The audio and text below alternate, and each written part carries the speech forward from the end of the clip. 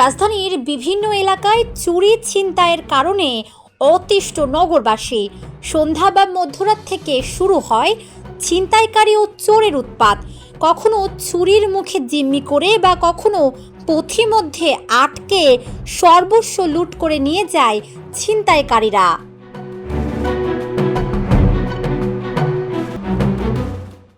নির্জন স্থান বা গভীর রাতকে টার্গেট করে ছিনতাইকারীরা এই ধরনের দস্যুতা চালায়।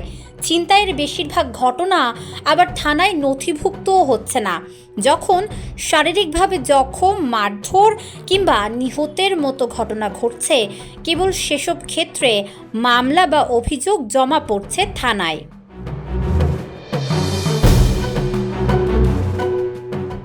এদিকে রাজধানীর বেশিরভাগ ফুটওভার ব্রিজ ঢেকে আছে বিজ্ঞাপন বিলবোর্ডে।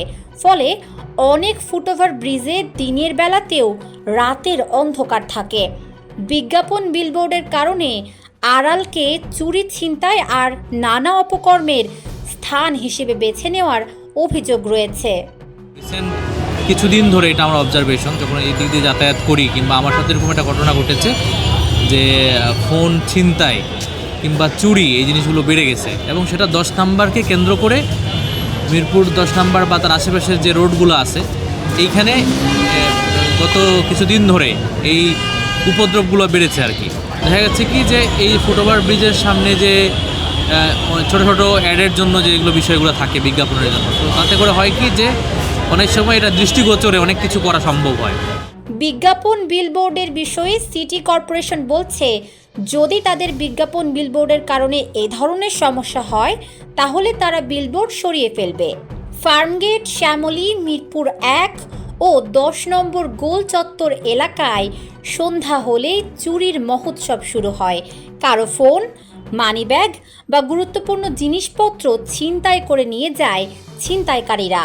ফোনটা মিরপুর 10 মেট্রো স্টেশনের থেকে হয়েছিল, মেট্রোর ভিতরে আর কি নেওয়া হয়েছিল। মেট্রো থেকে বের হওয়ার পরে আমি যখন পকেট চেক করি তখন দেখলাম ফোনটা পকেটে নেই। কিস্তির মাধ্যমে আমার শ্বশুর বাড়ির তন 75,000 টাকা লইয়া দিয়া আমার গাড়িটা বানিয়ে দিয়েছে, ব্যাগ দিছি, ব্যাগ দিয়ে দিয়ে গাড়ি নিয়ে। তথ্য সংগ্রহে মিরপুর মডেল থানায় অবস্থান করলে 15 মিনিটে একাধিক চুরি, ছিনতাইয়ের ঘটনা নিয়ে হাজির হতে দেখা যায় ভুক্তভোগীদের। মাঝে মধ্যে পুলিশের বিশেষ অভিযানে এ সকল চোর ছিনতাইকারী আটক হলেও কমছে না তাদের তৎপরতা। চলতি মাসের 11 জানুয়ারি পর্যন্ত ঢাকা মহানগরীর 50টি থানায় 374 জন ছিনতাইকারীকে আটক করা হয়। ঢাকা মেট্রোপলিটন পুলিশ বলছে, চুরি, ছিনতাই সহ সকল অপরাধ দমন বা নিয়ন্ত্রণ রাখার জন্য প্রতিনিয়ত নানা ধরনের কর্মসূচি বা অভিযানিক তৎপরতা অব্যাহত রয়েছে। আসলে ফুটওভার ব্রিজ মূলত যাত্রী জনসাধারণের রাস্তা পারাপারের জন্য। এই ফুটওভার ব্রিজগুলো ডিজাইন যারা করে থাকেন তারা নিশ্চয়ই সামগ্রিক বিষয়গুলো বিবেচনা করে তবেই করে থাকেন।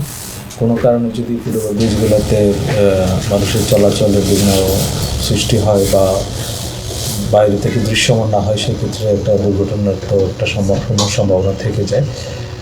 এক্ষেত্রে যারা এই সব ফুটওভার ব্রিজ ডিজাইন করে থাকেন তারা নিশ্চয়ই মাথায় এগুলো বিবেচনা নিয়ে কাজ করে। ছিনতাই বেড়েছে বলতে, ছিনতাইয়ের ঘটনা আসলে কম বেশি ছিল ঢাকা মহানগরীতে। এটা আমাদের জন্য একটা উল্লেখের বিষয়। আমরা এটা নিয়ে কাজ করছি। কিছু ডেটা বলতে অক্টোবর, নভেম্বর, ডিসেম্বর 3 মাসে ঢাকা মহানগরীর 50টি থানায় অক্টোবর মাসে 33টি, নভেম্বর মাসে আপনার 37টি এবং ডিসেম্বর মাসে 50টি ছিনতাইয়ের মামলা রেকর্ড করা হয়। একই সময়ে আপনার অক্টোবর মাসে 98 জন, নভেম্বর মাসে 148 জন, ডিসেম্বর মাসে আপনার 564 জন ছিনতাইকারীকে আমরা গ্রেপ্তার করতে সক্ষম হয়েছি। এবং জানুয়ারি 11 তারিখ পর্যন্ত 374 জন ছিনতাইকারীকে গ্রেপ্তার করে আইনের আওতায় সোপর্দ করা হয়েছে। আমরা এসব অপরাধ দমনের জন্য এবং অপরাধ নিয়ন্ত্রণ রাখার জন্য প্রতিনিয়ত নানা ধরনের কর্মসূচি বা আমাদের যে আভিযানিক তৎপরতা সেটা অব্যাহত রেখেছি। আশা করি এইসব অপরাধ আরও কমে আসবে এবং নগরবাসী আরও স্বস্তিতে চলাফেরা করতে পারবে।